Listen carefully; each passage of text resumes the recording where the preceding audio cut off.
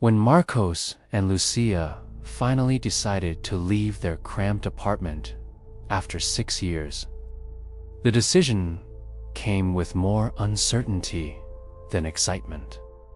They had spent countless nights debating, hesitating, calculating whether moving out of the city's center to a quieter, older neighborhood was worth the risks. The listing they stumbled upon online seemed almost suspicious in how perfect it appeared for them. A large property located at the edge of a long-forgotten district. Once vibrant in the 1970s, but now abandoned by time. The house came at a strikingly low price, justified by a single line in the property details. Previous owner missing. Sold under judicial order. Most people would have turned away at that. But for a couple trying to build a new chapter out of a modest budget and ambition, it was a gift wrapped in shadow. The plan was to turn the place into a combined residence and small cafe. Lucia had long wanted to open a business of her own, something vintage and cozy. While Marcos, a recent graduate in architecture with a passion for mid-century design, saw the decaying structure as the perfect blank canvas.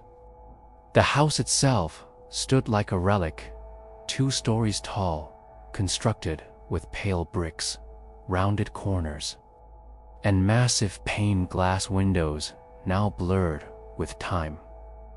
Inside, every room bore the scars of abandonment. Peeling wallpaper, carpets soiled with age, furniture left in unnatural stillness, as though its owners had stood up mid-conversation and never returned. Their work began with enthusiasm. Every nail pulled from the floorboards and every cracked tile removed seemed to breathe life back into the place. It was during the second week of renovation, while breaking down an old utility closet at the far end of the back hallway, that Marcos discovered something curious. A section of wall that echoed differently when tapped. With some force, the panel gave way, revealing a narrow stairwell spiraling down into darkness. It was not listed in any blueprints. The air pouring from the opening smelled stale and metallic, like rust and wet stone. Despite Lucia's hesitation, Marcos insisted on checking it out before deciding to seal it up. The hidden basement stretched wider than the entire house, its ceiling low and arched. Constructed from aged concrete blocks, stained black in places by time, or perhaps something less explainable. A faint humming could be heard coming from somewhere in the room, though there were no lights, no electricity, just the dense silence that settled over everything. They found remnants of equipment, old desks, stacked crates, and a tall metal shelf filled with plastic containers and yellowed folders. It had the air of a forgotten archive, the kind of place someone once cared about deeply, only to abandon when that care turned into dread. On the middle shelf sat a single, unmarked VHS tape, dusty but intact, inside a gray clamshell case with no label. The case had a number scratched into its plastic surface. 121. Marcos picked it up, brushing away the dust, turning it over in his hand. Something about it felt out of place, too deliberate in a room filled with the forgotten. Lucia urged him to leave it, but he insisted on bringing it upstairs, saying it could be an old family video or a record of the house's past owners, something valuable to understanding the building's history. She reluctantly agreed, but neither of them felt particularly good about it.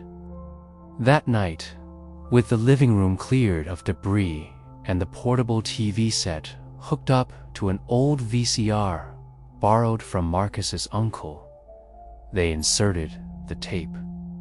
The screen flickered to life with static. The tape didn't start like a normal home video. There was no timestamp, no introduction, no color bars, just a cut straight to a handheld shot of a hallway. The image was grainy, black and white, and slightly distorted at the edges. The camera moved forward slowly, as though floating just above the floor, casting warped shadows against the walls that didn't quite match the angles or light sources. Lucia leaned forward. The hallway on screen looked familiar. It resembled the very house they were sitting in. Same arches, same crooked doorframes, same narrow molding.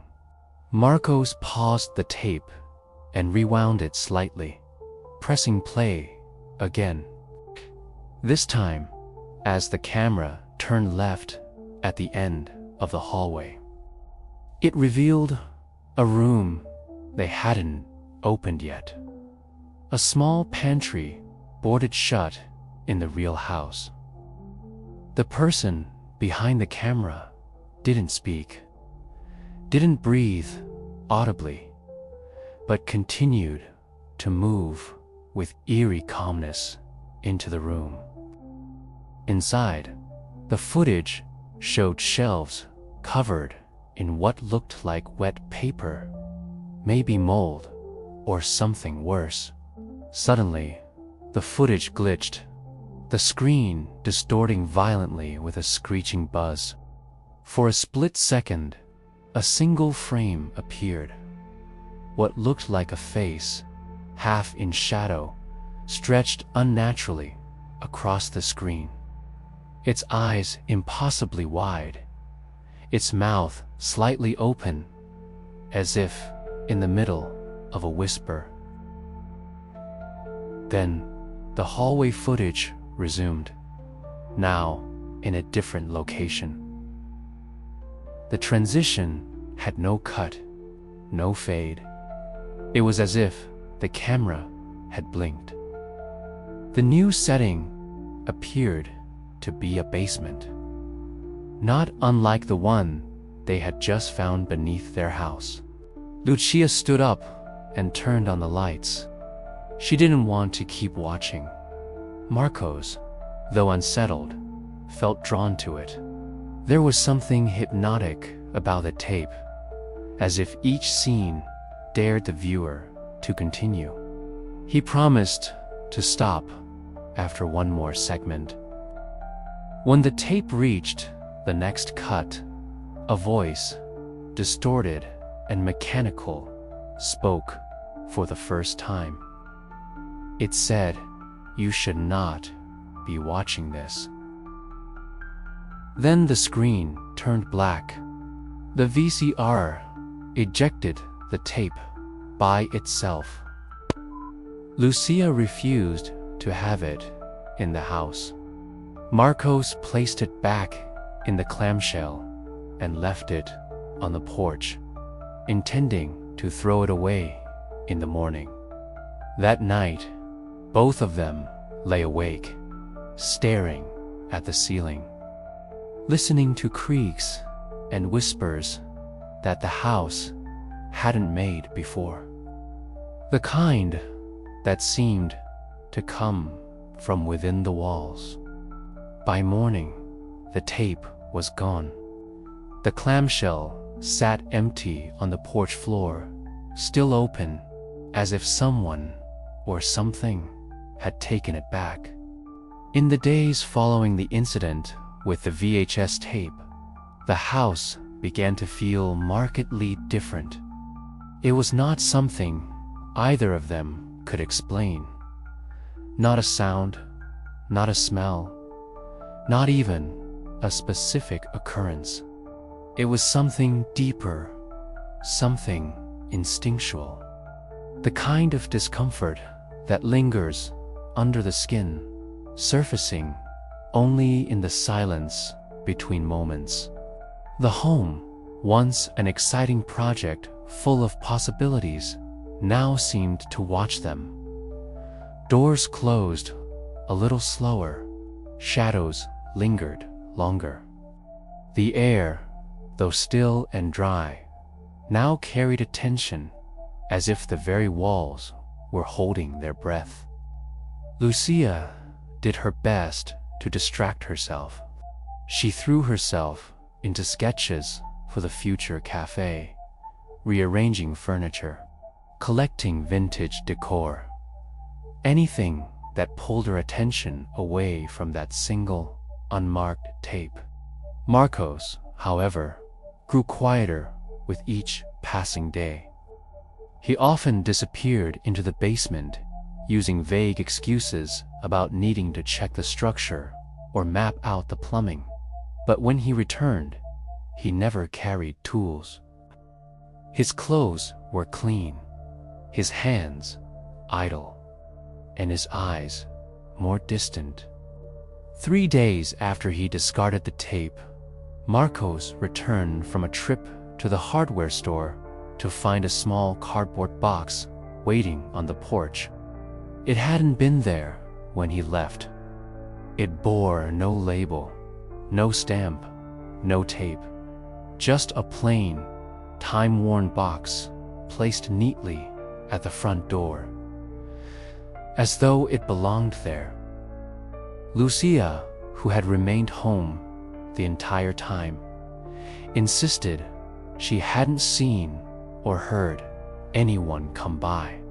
Inside the box was the tape, film 121, intact in its gray clamshell case, though this time with a faint red smear across the front, like dried paint or something more sinister. Marcos turned the case over in his hands. The number, still scratched into the plastic, seemed deeper now, as if carved with fresh pressure. Despite the chill in his fingers, he brought it inside, unable to shake the thought that it hadn't returned. Lucia begged him to throw it away. She told him something was wrong with it, wrong with this house. He didn't disagree. But there was a part of him, small, irrational, but insistent, that needed to understand. It began without warning. The screen cut from black to footage. Shaky, handheld, black and white, of a hallway that looked almost identical to theirs. The architecture, the molding, the placement of the doors, but the light was wrong. There was no warmth. The shadows didn't behave. As the camera slowly drifted forward, it turned left into a small room, and there it showed something they hadn't touched since moving in.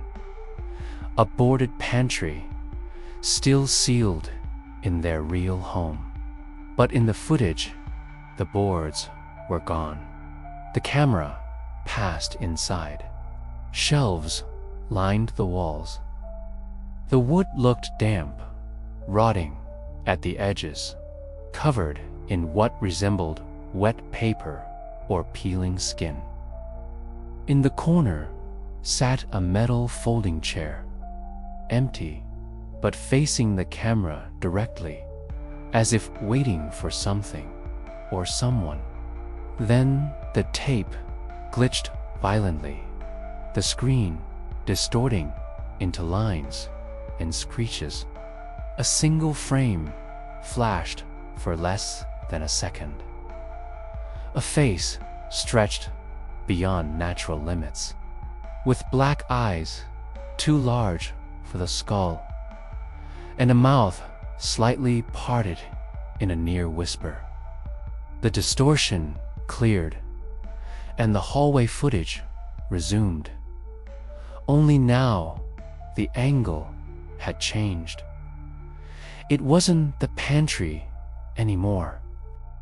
It was the basement, the one Marcos had found under their house, and the camera was already inside, as if whoever held it had never left. The image flickered. A voice emerged, not natural, distorted, robotic, soaked in reverb. It said, "You should not be watching this." Then silence, then black. And then the tape ejected itself. Lucia was already halfway down the stairs when the message played. She had heard the noise, the static, and the whisper, though she couldn't explain how. Marcos sat pale and silent. The tape in his hands felt heavier than before, like the film inside was bloated with something alive. Neither of them said a word. He placed the tape back into the case and walked out the door. He didn't throw it away this time. Instead, he carried it down a dirt trail behind their property that led to a wooded area. And without a flashlight or shovel, he buried it shallowly beneath a bed of wet leaves. He didn't mark the spot. He didn't look back. But it was already too late. From that night forward, the house began to shift in more noticeable ways. The thermostat stopped responding, leaving rooms too cold or too warm without explanation. Doors creaked open at night and refused to stay shut. Lights would dim without flickering, as if drained by something unseen. And the smell, faint at first, began to creep in. A sharp scent of hot plastic, scorched wires, and something faintly metallic. Lucia started to dream in flashes, not coherent memories, but bursts of static, frames of black and white imagery. She saw their living room from impossible angles, watched herself sleeping, saw her mouth move without sound. Marcos, meanwhile, became consumed by silence. He began to listen at the walls, pressing his ear against the plaster, claiming he could hear faint mechanical worry, like reels spinning endlessly just out of reach. When he tried to record the sounds, the microphone caught nothing but hissing. Late one night, the silence was broken. At 3:12 a.m., the VCR powered on by itself. The tape, gone for days, slid out from the machine, clattering onto the floor. Marcos rushed downstairs, thinking he was dreaming, but the plastic clamshell lay wide open. The label was the same. Film 121. But now, it had something new. A single handwritten line beneath the number in the same jagged red ink. Do not view. Record only. Lucia followed him down moments later. Her face was pale, her hands shaking. She didn't ask where the tape had come from. She already knew. The two stood in silence, staring at the television as it blinked to life, without input. No image, just white, pure, bright, unblinking. And then a message scrawled across the screen like subtitles typed live. Recording active. The VCR clicked again. The tape rewound. The screen flickered once more, and the house, now fully awake, began to listen. Marcos didn't sleep that night. He sat at the kitchen table long after the pantry door had slammed shut, staring at the new copy of the tape sitting in front of him, untouched and quiet, as if daring him to open the case. The label, handwritten in uneven red letters, "Do not view." Record only pulsed in his mind like a chant. Lucia stayed upstairs, refusing to come back down. She had seen enough. They both had. By morning, the house had fallen into an unnatural stillness. No birdsong came through the windows. No traffic hummed in the distance. Even the hum of electricity seemed quieter, subdued. Marcos moved through the rooms slowly, as though expecting to find something displaced. And in subtle ways, he did. The mirror in the hallway showed an unfamiliar stain in its corner. The photographs they had placed on the living room shelves were slightly crooked, though neither of them remembered touching them. And the pantry door, despite his efforts the night before, remained stuck open. The small, black-walled room beyond it, still containing the chair, still containing the tape. He told himself not to touch it again. He repeated those words in his mind like a mantra, over and over, until curiosity, or something deeper, unraveled his will. By midday, he had brought the tape to the living room, setting it beside the VCR like a loaded weapon. He paced. He turned away. He stared at the black TV screen and saw, in its reflective surface, not himself, but the flicker of movement somewhere in the hallway behind him. And that was all it took. He inserted the tape. The VCR accepted it with an audible mechanical groan, as if straining against the will of something it had been designed to obey. The screen flashed black, then white, then black again. No menu, no static. Just a brief pause, then video. This time, it began with a countdown. 5 white numbers appeared on screen in descending order, each one distorted and flickering, as if struggling to stay visible. When it reached 0, a loud click rang out from the speakers, followed by silence. Then, the sound of breathing. It was close, too close, not in the scene, but in the room. Marcos glanced behind him, half expecting to find someone standing there. but found only the empty couch. He turned back to the screen and saw himself. Not a reflection, not a dream. Himself, sitting in the exact chair where he now sat, wearing the same shirt, staring forward with lifeless eyes. But this version of him was wrong. The skin was grayer, like old film stock washed out by years of light. The pupils were blown wide open, swallowing the iris entirely. And the face bore no expression.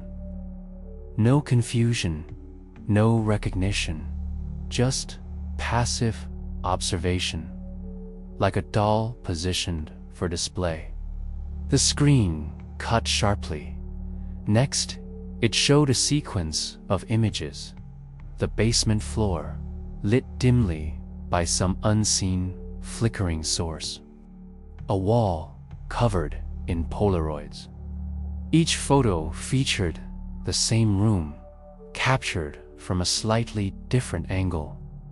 In the center of every image was a television screen, and on that screen, a face. Sometimes Marcus's, sometimes not. Lucia's voice echoed down the stairs, sharp and frightened, asking him what he was doing. He paused the tape and stood up quickly, flustered, the controller nearly slipping from his hands. She appeared at the base of the stairs with dark circles under her eyes and a trembling in her hands she tried to hide. She begged him to stop, to destroy the tape, to leave the house, anything but continue whatever this was becoming. Marcos tried to explain, or maybe justify, what he was doing, how the tape had to mean something, that it was a message, or maybe a warning, that they had to understand it before it could be escaped. But even he didn't believe himself anymore. That night, neither of them spoke much. They stayed upstairs, door locked, curtains drawn. Outside, the street remained unnaturally quiet. No cars passed, no dogs barked. The world beyond the windows had taken on the quality of a photograph, still, distant, and just slightly wrong. At 2:13 a.m., the VCR downstairs activated on its own. They heard it eject, then reload, then click into playback. Lucia begged Marcos not to go down there, but the moment he turned to her and said, "I didn't press anything," they both understood. It didn't matter anymore. Together, they crept down the stairs. The TV screen was on, though it displayed no image, just white. Not static, pure, soft, glowing white. The tape's reels spun with an almost organic sound, like breath passing through a throat. Marcos reached for the plug, intending to rip the entire system from the wall, when the screen suddenly shifted. The footage now showed a room neither of them recognized. The camera was shaky, as if handheld, and slowly panned across what looked like a storage facility. Metal shelving units, stacks of unmarked VHS tapes. On one wall, written in large black letters, was a phrase: "Playback is possession." The screen cut again. It now showed a date, October 19th, 1987, in faded digital font, followed by several names, one after the other, as though in memoriam. Marcos didn't recognize any of them until the last name appeared. Lucia Almeida. She froze. Marcos stepped back from the TV, as though it had physically struck him. Moved forward, shaking, staring at the name, whispering over and over that it must be a mistake. She reached out to turn the TV off, and the screen changed again before her hand could touch the dial. This time, there were no images, only text, scrolling slowly, deliberately. You were never supposed to watch now. You belong to the recording. Then the screen went black, and the tape ejected once more. Lucia ran. She bolted for the front door, fumbling with a lock, only to find that it wouldn't turn. Marcos grabbed his toolbox and tried to force it open. But no matter how hard he twisted or pulled, the lock mechanism held like it had rusted from the inside. Every window they checked had the same issue. They were sealed, shut tight as if welded by invisible force. The air inside the house began to thicken. The lights dimmed to a pale amber, and from the living room, the VCR loaded the tape again, without input, without command.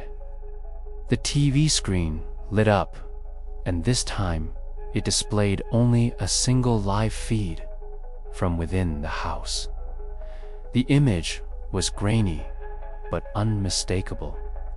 It showed the two of them standing in front of the TV, watching themselves from an impossible angle, as though a camera was mounted behind the wall itself.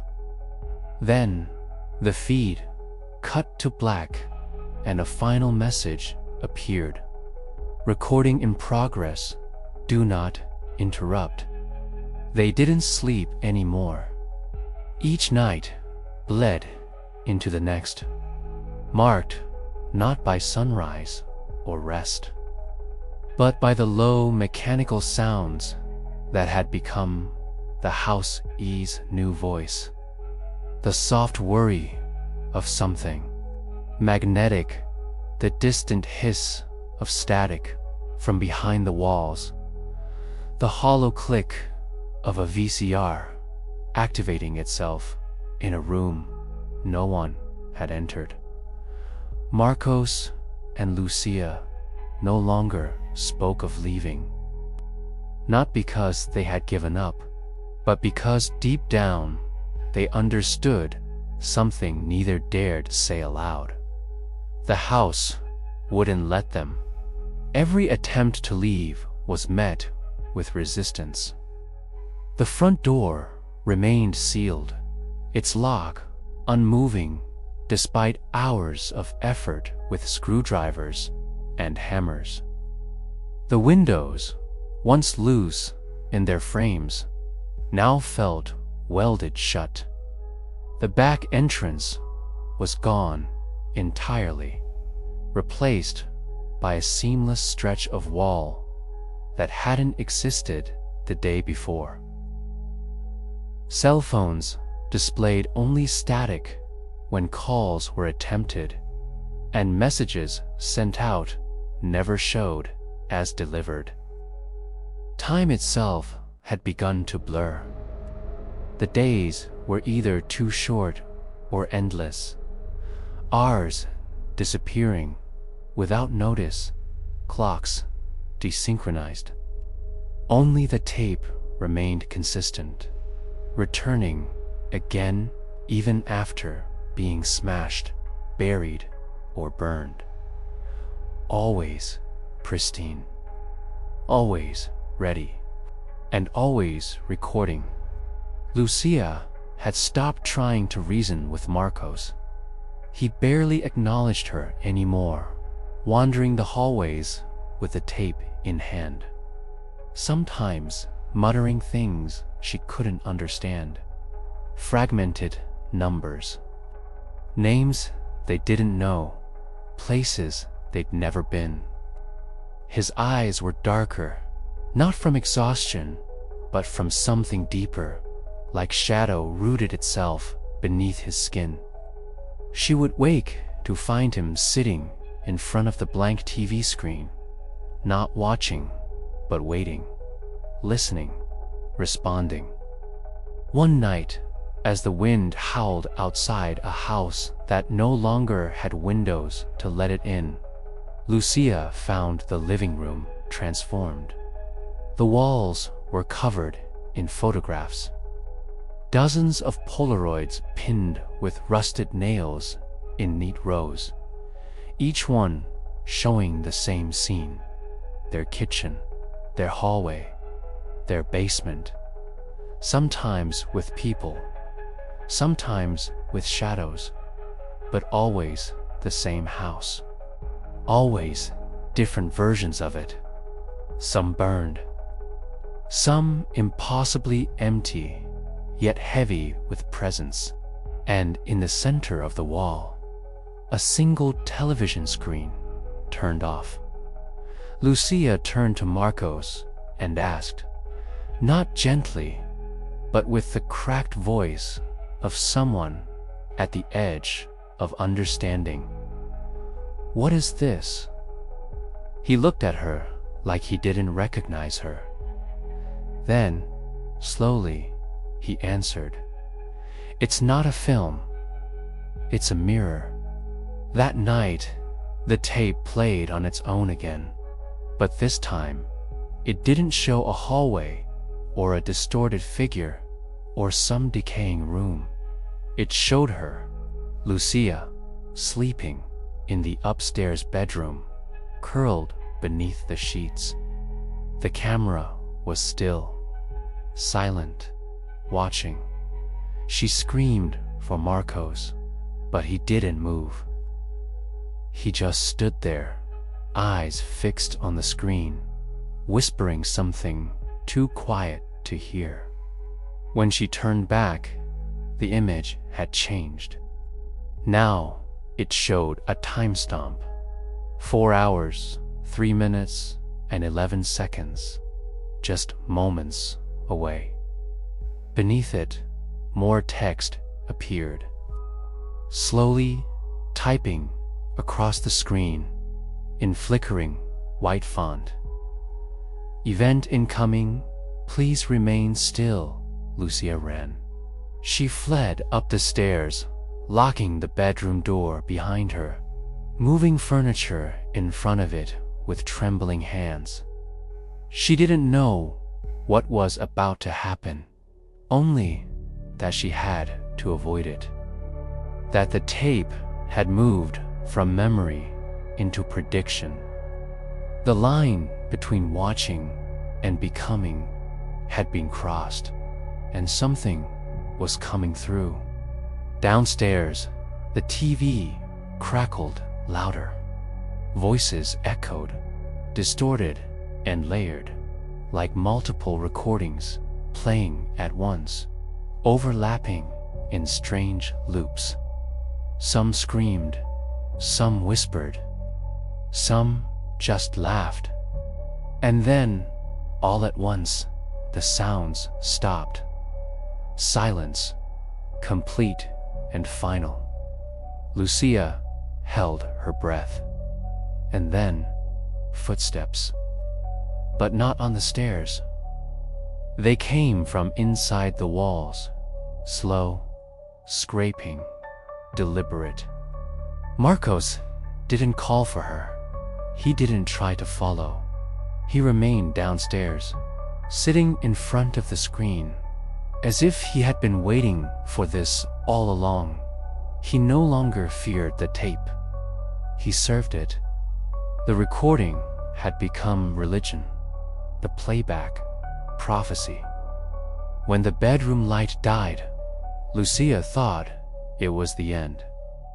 But instead, she turned and found the wall behind her was gone.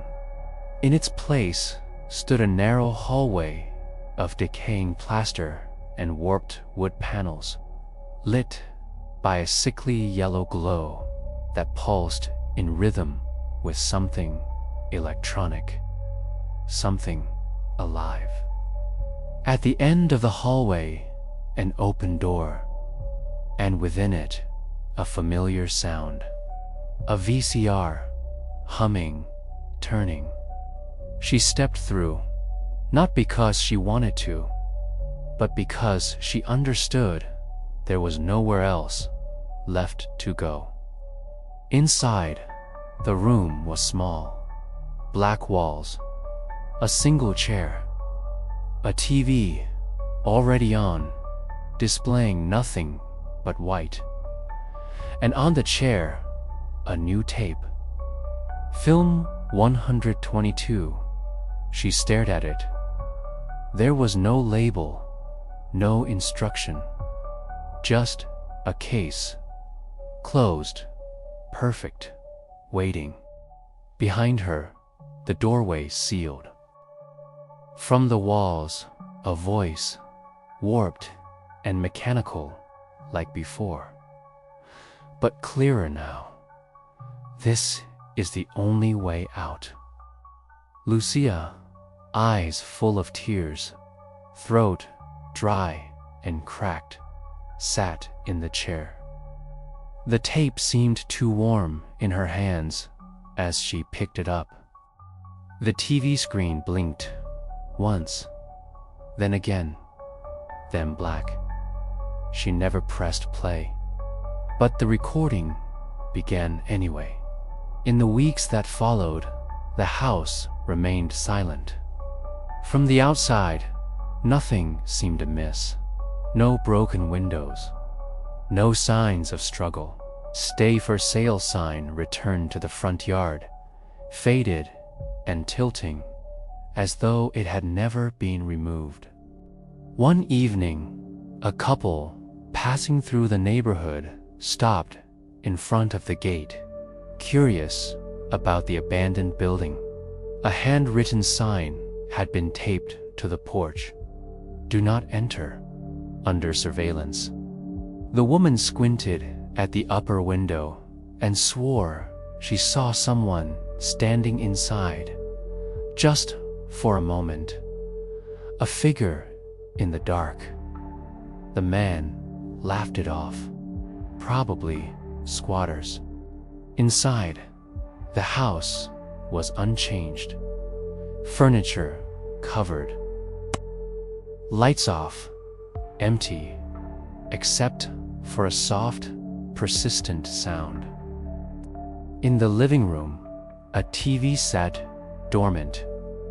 A VCR blinked red, recording